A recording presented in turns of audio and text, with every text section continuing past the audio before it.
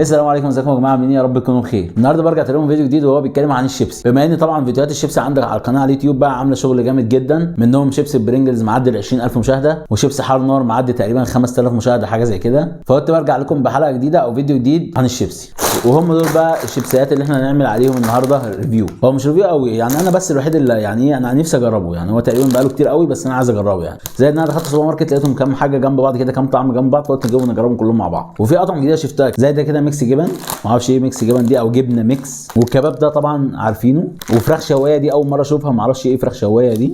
وفي هنا برده بالكاتشب ده منظره كده، ده شكلهم كده. اول حاجه هنا نجربها مع بعض الكباب ده، شيبسي اسمه برافو بطعم الكباب ده كده، كلهم هنا سعرهم عامل 5 جنيه. نفتح بقى كده مع بعض. ده شكله كده من جوه، معرفش بقى شايفينه ولا لا. ريحته كباب عادي زي الشيبسي العادي الكباب ده شكله كده. حلاوه الشيبسي هنا ان هو كله يعتبر سليم، نكهه الكباب فيه ريحتها عاليه جدا، وهي طبعا نكهه الكباب برده ايه التوابل الموجوده باينه عليها. هي ندوق بقى مع بعض نقول بسم الله. حلاوه الشيبسيه دي بقى ان هي تخينه شويه عن شيبسي اللي هي شركه شيبسي اللي هو شيبسي اللي احنا بنجيبه دوت، والصراحه طعم الكباب ظاهر فيها قوي، يعني نكهه الكباب جامده شويه مش زي الشيبسي اللي احنا ايه الشيبسي العادي، لا الصراحه طعمه جامد. نجيب تاني حاجه بقى معانا وهو بنكهه الكاتشب ده شكله كده. نفتحه بقى مع بعض. طبعا ب 5 جنيه زي التاني، هم كلهم سعرهم واحد ب 5 جنيه. نفس الكلام، ريحه الكاتشب برده كده عاليه فيه كده شويه. ده شكل الشيبسيه كده، شايفين كده توابل الكاتشب اللي عليها. دوق بقى نقول بسم الله.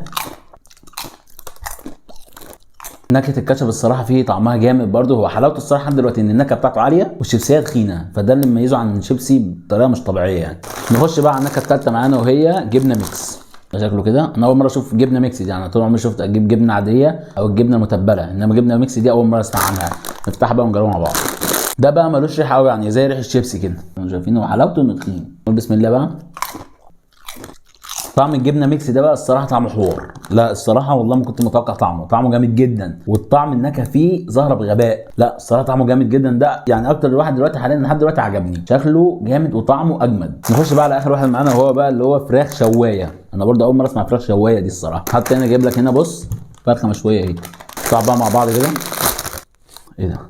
ريحته غريبه شويه، مش عارف ريحه توميه دي ولا مش عارف، في ريحه غريبه كده. هنجرب وندوق مع بعض. بسم الله بقى.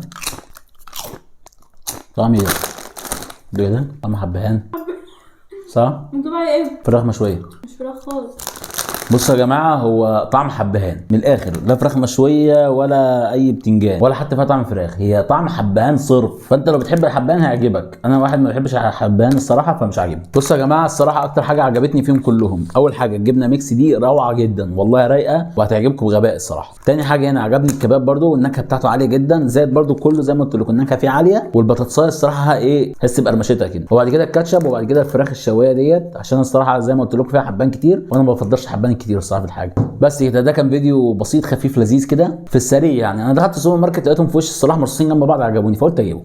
بس كده بقى، ده كان فيديو النهارده، فيديو خفيف كده. لو عجبكم الفيديو بقى ما تنسوش تعملوا شير ولايك وسبسكرايب وفولو بقى على التيك توك، وكومنت حلو بقى تشجعوني في ان انا اعمل فيديوهات كتير كده. بس كده، كان معكم عبد الله محمود من قناه عبود ريفيو، وسلام.